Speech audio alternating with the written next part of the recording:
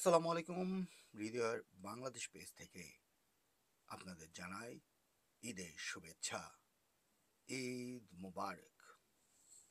আজকে ঈদের দিনই যে সংবাদটি গণমাধ্যমে সবচেয়ে বেশি আলোড়ন সৃষ্টি করেছে সেই সংবাদের শিরোনামটি হচ্ছে এপ্রিলের প্রথমার্ধে নির্বাচনের ঘোষণা করেছেন প্রধান উপদেষ্টা।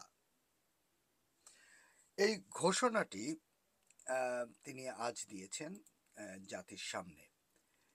যদিও এই ঘোষণার প্রেক্ষিতে বিএনপি নাখোশ, কারণ বিএনপি আহ্বান জানিয়ে আসছিলেন অন্তর্বর্তী সরকারের নিকট ডিসেম্বরের মধ্যেই একটি জাতীয় নির্বাচন দিবে এবং সেটি হতে হবে সুষ্ঠু, নিরপেক্ষ। আমরা আগে দেখি প্রধান উপদেষ্টা কি বলেছে। আগামী বছরের এপ্রিলের প্রথমার্ধে সাধারণ নির্বাচনের ঘোষণা দিয়েছেন অন্তর্বর্তী সরকারের প্রধান উপদেষ্টা ডক্টর মোহাম্মদ ইউনূস। শুক্রবার 6 জুন সন্ধ্যা 7টায় জাতির উদ্দেশ্যে দেয়া ভাষণে তিনি এই ঘোষণা দেন। ভাষণের শুরুতে পবিত্র ঈদুল আজহার শুভেচ্ছা জানিয়ে শিশু, কিশোর, কিশোরী, তরুণ, তরুণী, ছাত্র, ছাত্রী, বয়স্ক, বৃদ্ধা, নারী, পুরুষ সবাইকে সালাম জানান তিনি। প্রধান উপদেষ্টা বলেন, আমি জানি আগামী জাতীয় নির্বাচন কখন হবে সে বিষয়ে সিদ্ধান্ত জানার জন্য রাজনৈতিক দল ও জনগণের মধ্যে বিপুল আগ্রহ রয়েছে। আমি বরাবর বলেছি এই নির্বাচন ডিসেম্বর থেকে আগামী বছরের জুনের মধ্যে অনুষ্ঠিত হবে। সত্যি তাই, তিনি তাই বলেছিলেন, বরাবরই বলে আসছেন যে আমি জুনের মধ্যেই ত্রয়োদশ জাতীয় নির্বাচন অনুষ্ঠিত হবে জানুয়ারি থেকে ডিসেম্বরের মধ্যে। কিন্তু বরাবরই বর্তমানে যে সবচেয়ে শক্তিশালী দল বাংলাদেশের রাজনৈতিক, সেই দলটি হচ্ছে বিএনপি। বিএনপি বরাবরই বলে আসছে যে না, এপ্রিল মে কোনোটাই নয়, ডিসেম্বরের পরে যেন নির্বাচনের মানে রোডম্যাপ ডিসেম্বরের পরে যেন না যায়, ডিসেম্বরের মধ্যেই নির্বাচন অনুষ্ঠিত হতে হবে। তার মধ্যে অনেকগুলো যুক্তিকতা দেখিয়েছেন, যেমন এই ঘোষণার পরপরই বিএনপির স্থায়ী কমিটির সদস্য সালাউদ্দিন আহমেদ বলেছেন যে ডিসেম্বরের পরে আপনারা দেখুন, এপ্রিলে যে ঘোষণাটি দিয়েছেন এপ্রিলের মধ্যে যে নির্বাচনটি অনুষ্ঠিত হতে যাবে, সেই নির্বাচন কিভাবে সম্পন্ন হবে। আসলে নির্বাচন তো আবার ক্যাম্পেইনিং এর ব্যাপার আছে, ক্যাম্পেইনিং তো করতে হয়, কিন্তু নির্বাচনে ফেব্রুয়ারিতে রোজা, ফেব্রুয়ারির পর মার্চ, এখন মার্চের দিকে থাকে হচ্ছে সবার সবার আম, আহ, পরীক্ষা, মানে বাৎসরিক টেস্ট বা বাৎসরিক এক্সাম। তো ওই মুহূর্তে আসলে টু বি অনেস্ট নির্বাচনটা কিভাবে আসলে সম্পন্ন হবে এবং নানাবিধ ব্যাঘাতও ঘটতে পারে ওই সময়টাতে।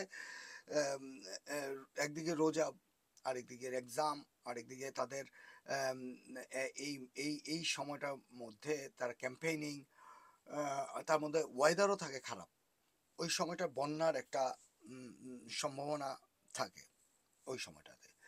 সো এখন যেহেতু ডক্টর মোহাম্মদ ইউনুস উনি জ্ঞানী লোক, উনি অত্যন্ত বিচক্ষণ একজন মানুষ, যে যাই বলুক উনি উনার বিচক্ষণতার দিক থেকে হয়তো এপ্রিলের মধ্যে, কারণ উনি তো একটা ম্যান্ডেট নিয়ে আসছে যে সংস্কার, ওনাকে তো এনে বসানো হয়েছে, উনি জোর করে তো আর এই প্রধান উপদেষ্টার জায়গাটি নেননি, জোর করে নেননি।